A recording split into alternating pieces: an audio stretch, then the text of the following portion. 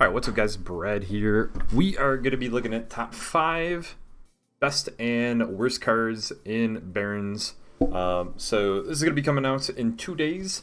So just wanted to get my opinions out there. So just to let you know, the worst cards, when I say the worst cards, aren't really the worst cards. They're more like cards that people might speculate being pretty powerful and I think are going to underperform compared to what, the masses say.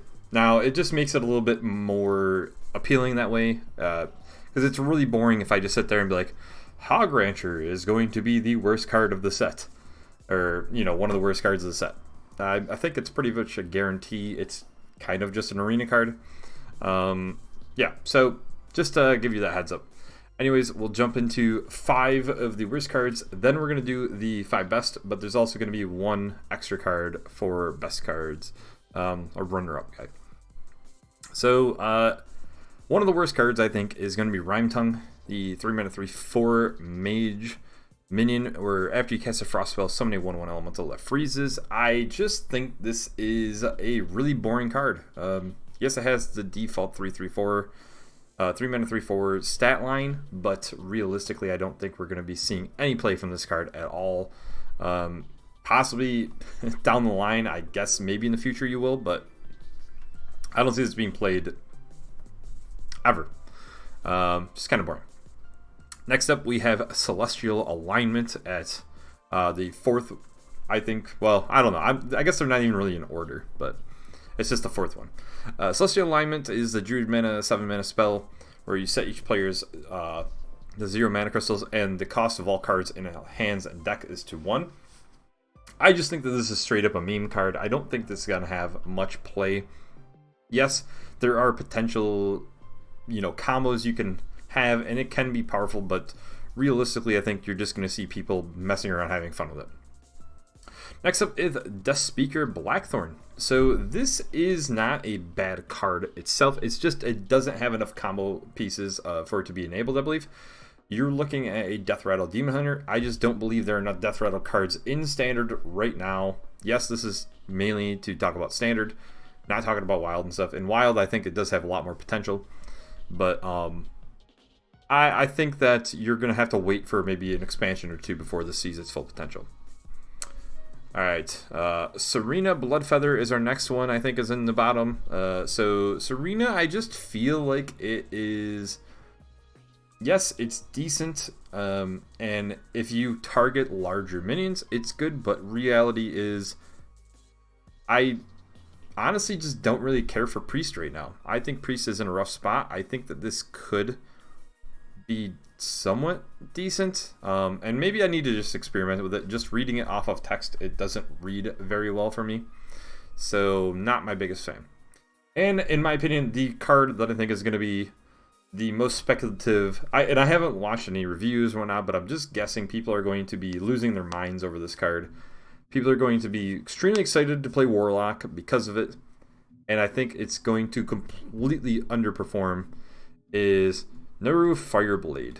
I just don't see how you getting your deck down to 0 and then,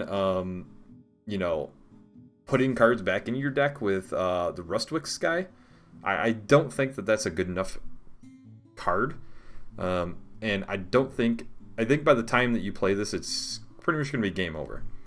You need to end the game very fast after that happens, and I'm not sure if it's really going to happen. I do think that some of the 10 cards or less in your deck cards will be played. I just don't think this one's going to be played. So that's just my opinion. Let me know what you think about those. And next, we're going to get into my top 5 cards. And my runner-up, I have to mention it because it's probably my favorite card of these sets. But honestly, I think it's going to be just shy of being one of the more played cards. And that is Scab's Cutter Butter. Scab's Cutter Butter is insane in my eyes. Especially in Wild. Wild, this is nutty as hell. But I think once we see more combo cards, and just if they start printing some burst damage, Scabs is going to get ridiculous. Right now, the burst potential on Hearthstone Standard is really limited. They've definitely tailored that back. There's no more charge characters, really. I mean, yes, there are, but for the most part, they're high-end charge guys, right? You're looking at Gromash Hellscream, right? 8 mana charge, not really doing the most thing. King Crush. Because they got rid of stuff like Eviscerate and any of that stuff, you're looking at like 2-turn plays. This is, I think, still very powerful. Probably like more of a draw mechanic than anything else. Super excited to experiment with it and to test out the Weapon Rogue. Alright, next we have Kazakus Golem Shaper. This is definitely in the top 5 here, right? I think because of the flexibility of this card, you can see this in almost any deck. It doesn't have to be anything specifically. You just don't include a 4. I think it's going to really make 4-cost cards extremely valuable to play, because you're almost more willing to, well, not valuable, but it's gonna lower the value of them, I guess is what it was. You're more likely to cut out the 4-cost cards because Kazakus is going to be so powerful. So you're really going to need something to blow your mind for, the 4-cost thing. It has to really play to your expectations. I don't know where it's going to land 100%, but I definitely think it's going to be in a lot of decks. Alright, next we have Mordish Fire Eye, the 10 mana 10/10 with Battlecry. If you've dealt 10 damage with your hero power this game, deal 10 damage to all enemies. Absolutely love this card. I think the combo potential for Freeze Mage with a hero power Freeze Mage is nutty. And this is really cool. I like it a lot. Wipes out the board, hits them in the face too. It's in 2 turns, basically. So you're just going to want to freeze and draw as much as possible. I absolutely love this card. All right, number 3, we've got Death's Head Cultist. So this is our early game taunt to go against aggro. 110% going to be played a lot because aggro's always the thing. You're always seeing zoo, aggro, whatever. If you're playing it, even if you're playing aggro, you want to play something like this because it protects your board and it heals you. Along with if you're playing something a little more control based, you need something early game to stall out and be able to heal yourself, right?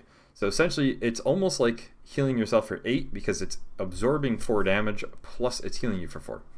Really love this card. Think we're going to see this literally almost everywhere. Finally, Sword of the Fallen is at number 2 for me. I think Sword of the Fallen's nutty because it's 2 mana, draw 3 cards, and play those 3 cards. So you're getting value just for playing this card. You're literally losing out on value if you're playing any secrets, any decent amount of secrets, right? You're losing value by not putting this in your card, in your deck. Excuse me. So I think Secret Paladin is going to be absolutely nuts, and you're going to see a very, very hyper aggro, fast Secret Paladin. That's my thoughts.